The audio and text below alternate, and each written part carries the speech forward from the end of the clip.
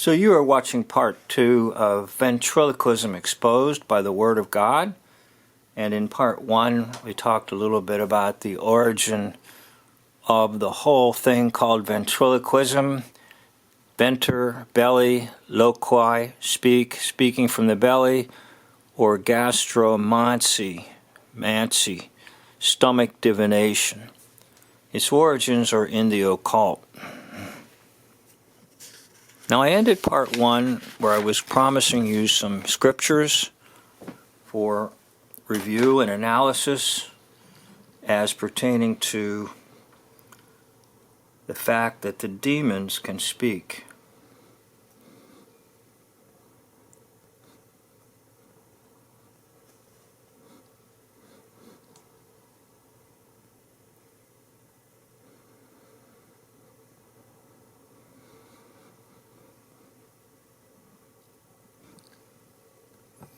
Okay, so we'll start here in Mark 1:34.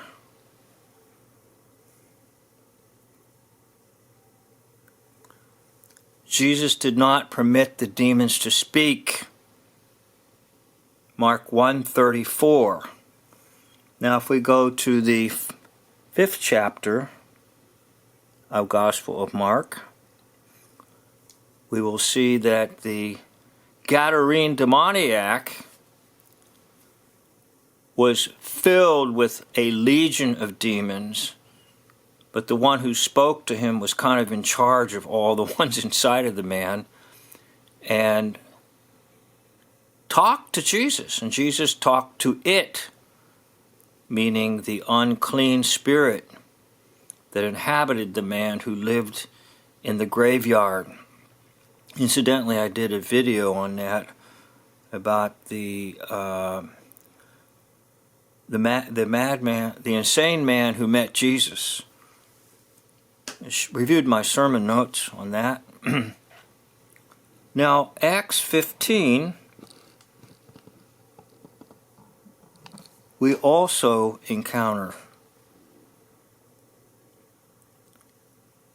Paul speaking to an evil spirit, the evil spirit speaking to Paul, actually starting not the conversation, but the actual dialogue.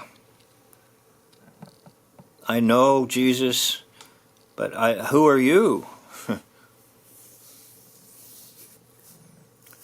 So in ancient Egypt, the priests could make the idols speak.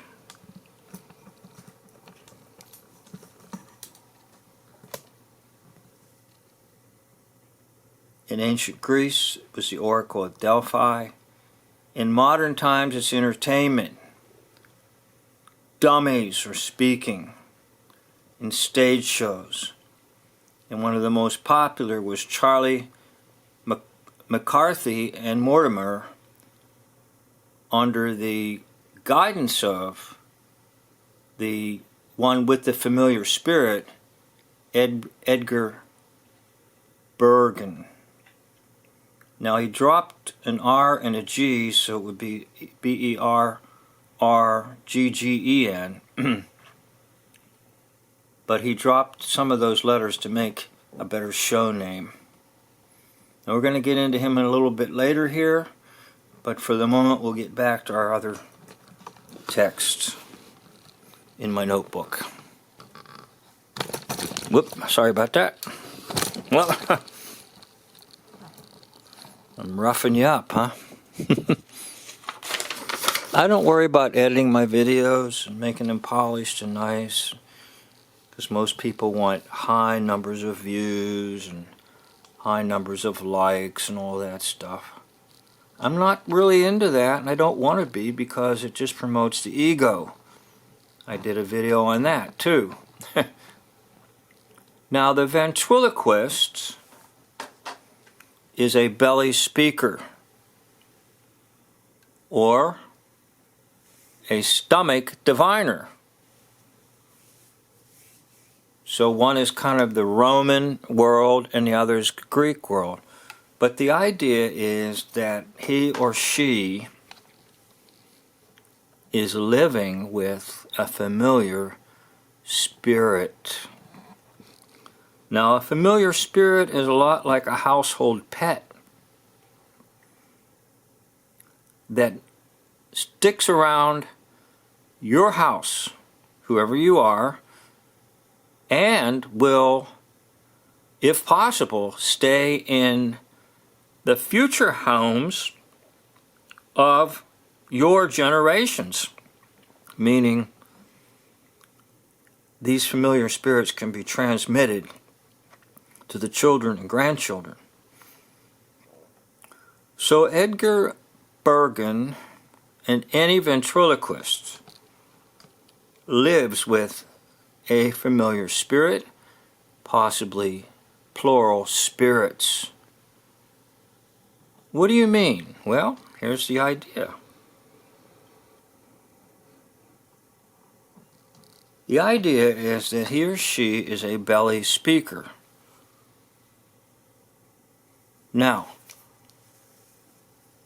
I put here, go ahead and watch my mouth and lips.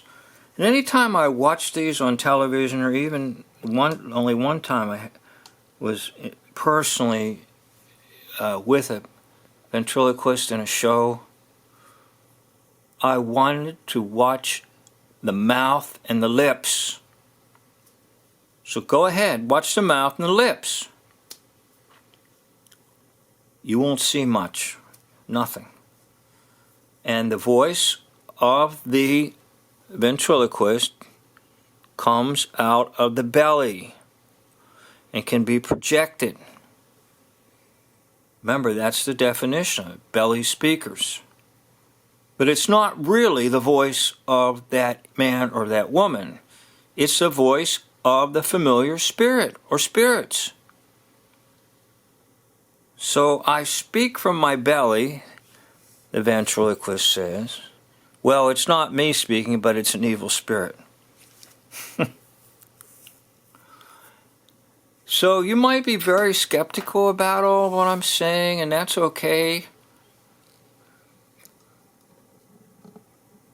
For now, maybe someday all of this will really impact you when you realize we are in spiritual warfare, as it says in Ephesians chapter 6.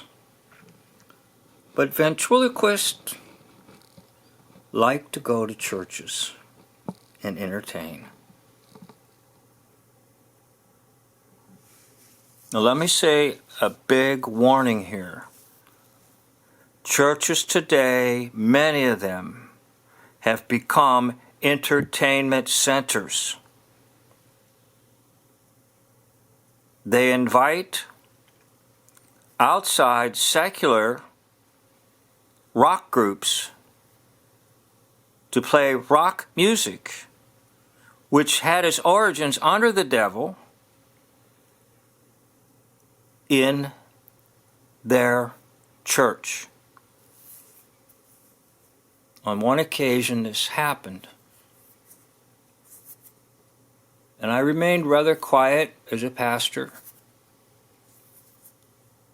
But after the event was over, I spoke out very loudly that we should never, ever again invite a secular rock group espousing the lyrics of the world to come into a church.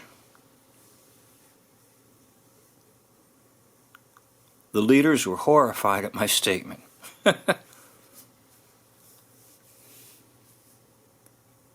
Not one realized the danger of what was occurring. So churches have been known to have magic shows, and churches have been known to invite ventriloquists. And I've got to tell you that indeed there was one situation in one church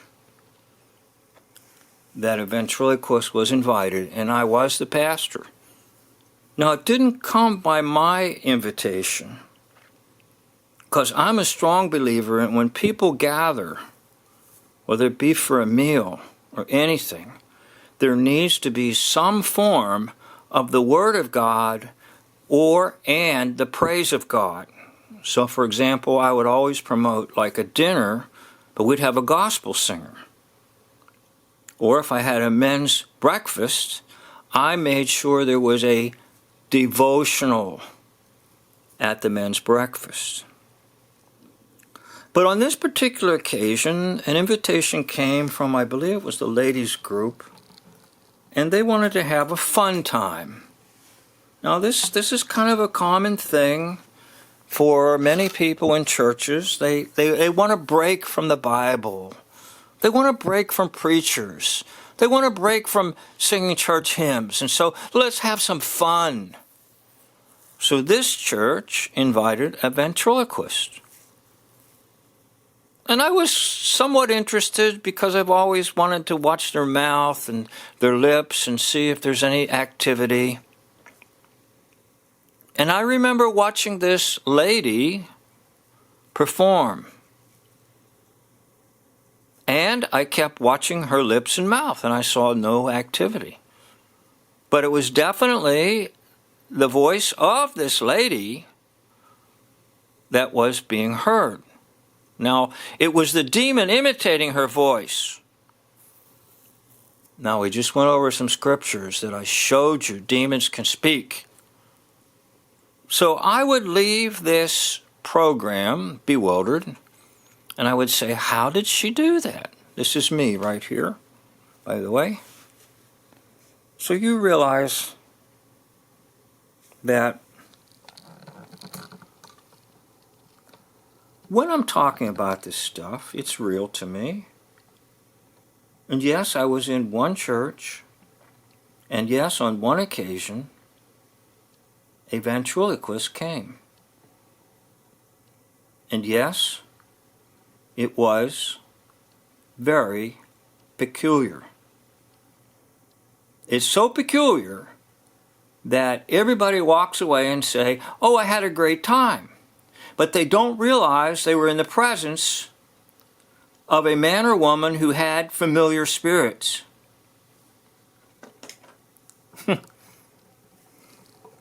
So please understand, I speak out of experience.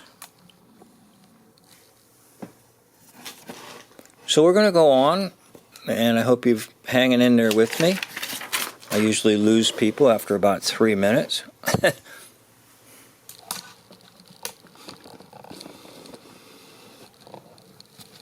Now, what is really going on?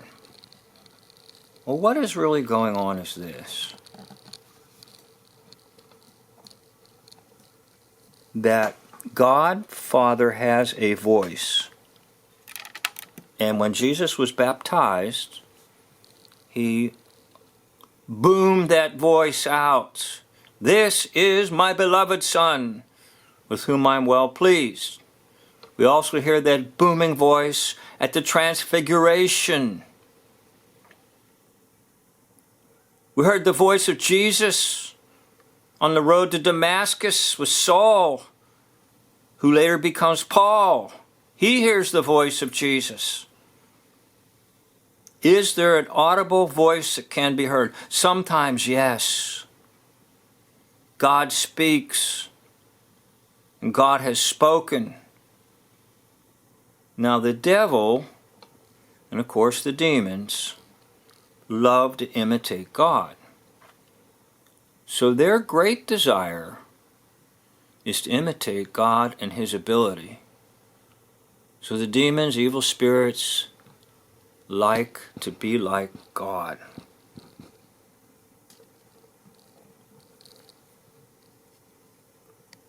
In other words, it's a counterfeit. It's like counterfeit money. It's a counterfeit voice that comes out of the belly of the one with familiar spirit. Now, other scriptures for study are listed here, and you can take a look at them. But the one I really want you to realize is Leviticus 19:31. Now, written in Hebrew, originally the Old Testament. But later, the Hebrew will be translated into Greek for the Greek-speaking Jews. That's called the Septuagint. The Septuagint will translate Leviticus 19:31 as gastromancy.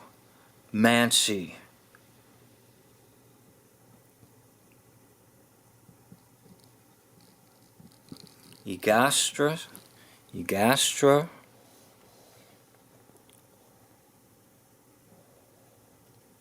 muy fois, stomach divination. In other words,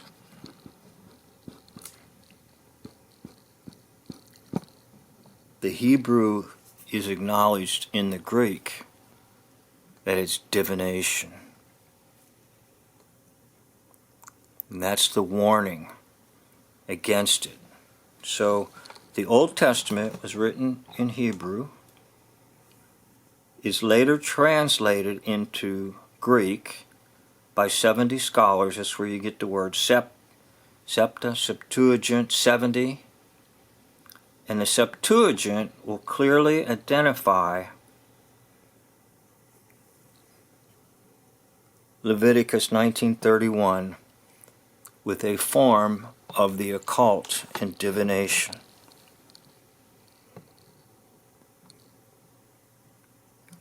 So I think I'll stop part 2 here, and you can proceed to part 3 if you're interested. You can bail out if you're not interested. But in part 3, I'm going to go over one specific example of how a familiar spirit got hold of one individual who became very, very famous. That is Edgar Bergen. Thank you for watching. End of video.